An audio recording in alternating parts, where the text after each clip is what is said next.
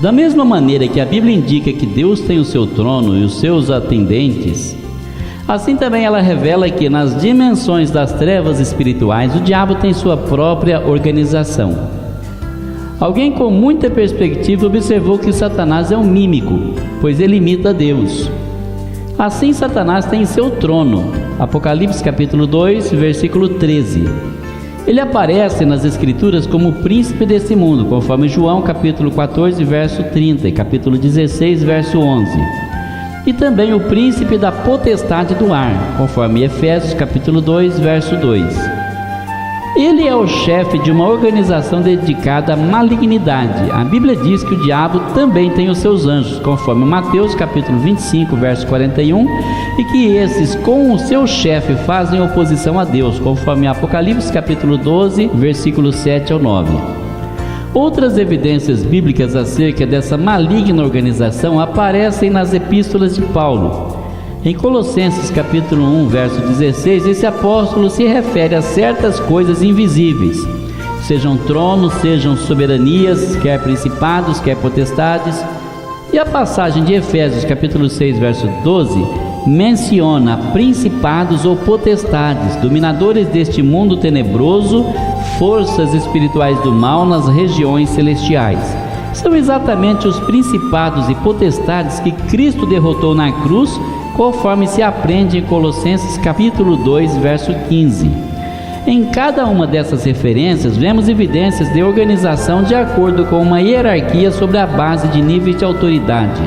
Essa maligna organização está em estado de constante rebelião contra o Senhor Jesus Cristo, e esses vários elementos do poder de Satanás fazem oposição a Deus e ao seu povo. Aprendemos muita coisa sobre os anjos malignos quando examinamos a natureza e o caráter do chefe deles.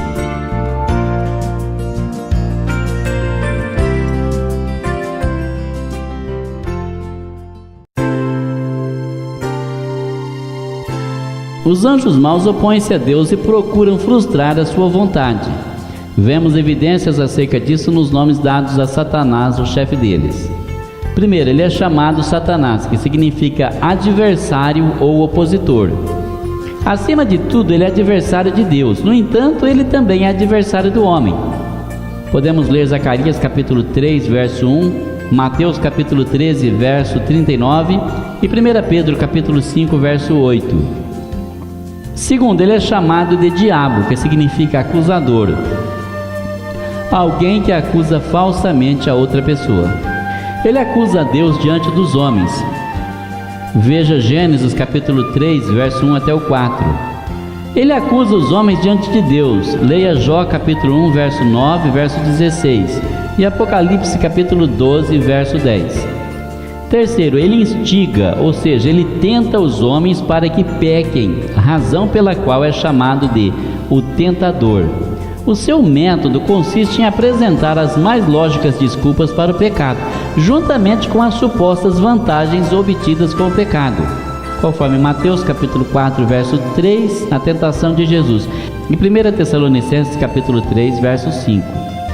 Visto que o diabo é limitado, não sendo todo-poderoso e nem onisciente, além do que não pode estar presente em todos os lugares ao mesmo tempo, por isso mesmo emprega diferentes meios em sua oposição a Deus. Como é óbvio, ele não pode atacar a Deus diretamente. Assim sendo, ele ataca os homens, a coroa da criação inteligente de Deus.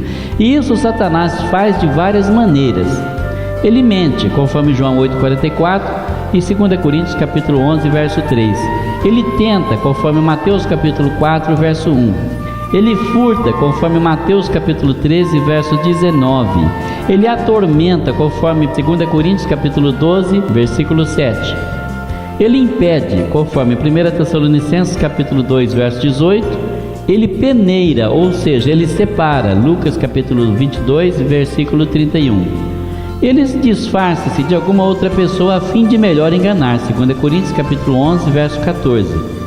Ele acusa, conforme Apocalipse capítulo 12, versículo 10. Ele aflige com enfermidades, Lucas capítulo 13, verso 16. Ele possui, João capítulo 13, verso 27. Ele mata e devora, João 8,44, 1 Pedro capítulo 5, verso 8. Conforme podemos ver, Satanás controla muitos outros anjos malignos que talvez tenham se aliado a ele desde quando ele se rebelou contra o Senhor. Parece que lhe foi permitido continuar exercendo a autoridade que lhe fora dada por ocasião da sua criação. Os anjos maus que preferiram segui-lo ao invés de conservarem suas posições de autoridade ou domicílio que lhes foram outorgado por Deus, conforme Judas verso 6, não tendo permanecido fiéis ao Criador, tiveram a sua rebelião confirmada, ou seja, não podem mais mudar de atitude. Tornaram-se apaixonadamente devotados a seu líder rebelde e assim ajudam-no espontaneamente a tentar realizar os seus malignos propósitos. Podemos ver por essas características que Satanás não pode ler pensamentos, de tal forma que quando você tem algum problema e você medita ou reflete, ou mesmo ora a Deus em pensamento, Deus pode atender às suas orações e você não dá ocasião ao inimigo de atacar você, porque ele não conhece o seu íntimo. Todavia, se a sua oração em pensamento for feita movendo os lábios, então ele pode saber o que você está falando, porque ele consegue ler os lábios e nessa arte ele é mestre. Ele pode identificar os seus pensamentos, sentimentos, a sua fraqueza e atacar você. Não porque seja onisciente, mas porque desvendou seu segredo através de sinais. Mas você pode resistir ao inimigo, como diz a palavra de Deus, e ele fugirá de você quando descobrir que não pode dobrar a sua vontade de servir a Deus.